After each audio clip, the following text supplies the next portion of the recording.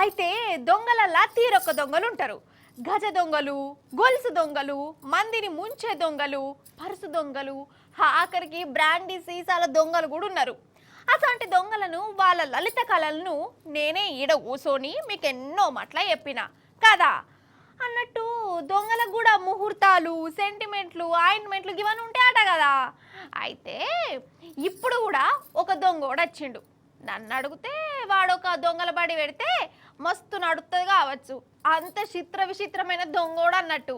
ఇంతకు వాడేం ఎత్తుకపోయిండు, వాని చేతి వాటం ఎట్లున్నది, ఏంది కథ చూడురు మీరే.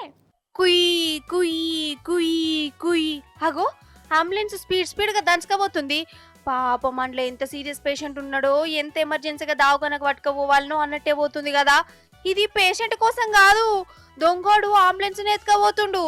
దొంగోడన్నాక కార్లు బండ్లు ఎత్తుకపోతాడు, కానీ ఈడు మాత్రం డైరెక్ట్ అంబులెన్స్ ఎత్తుకపోయి ఇగో పోలీసులను హైవే మీద ఉరికిచ్చిండు. సినిమా సీన్ లెక్క ఎట్లా చేజింగ్లు అవుతున్నాయో చూడుర్రి.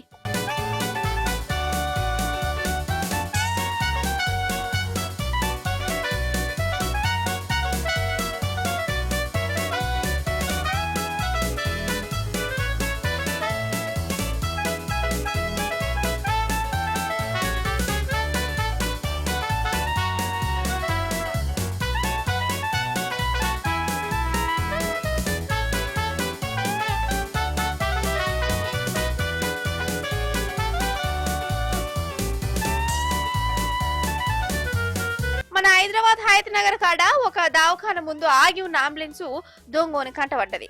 ఇక దొంగతనమైన ఎత్తుకోవడానికి ఏదైతే అనుకున్నాడు కావచ్చు. ఇక ఇట్లా హారన్ కొట్టుకుంటా మరీ దంచగా పోయిండు. ఇక ఇంకో దిక్కు పోలీసులు ఈ అంబులెన్స్ దొంగను దొరకబట్టేందుకు హాళ్ళు కూడా షేజింగులు చేసిరు. అయినా దొంగోడు ఆగలే. ఒక పోలీసారు టక్కర్ కూడా వేసిండట. నడుమిట్లా టోల్ ప్లాజా వస్తే దాన్ని కూడా గుద్ది పడేసిండు. ఇక లాస్ట్ కు ఎట్లనో గట్లా ఆ దొంగని దొరకబట్టిరు. చూసినవా దొంగలు రాండాని ఎట్లా మోపైర్రో. ఏందో పాటు కొన్నొద్దుల సంధి మన రాష్ట్రంలో వింత వింత విన్యాసాలు, చిత్ర విచిత్రమైన దొంగలను చూడవలసి వస్తుంది.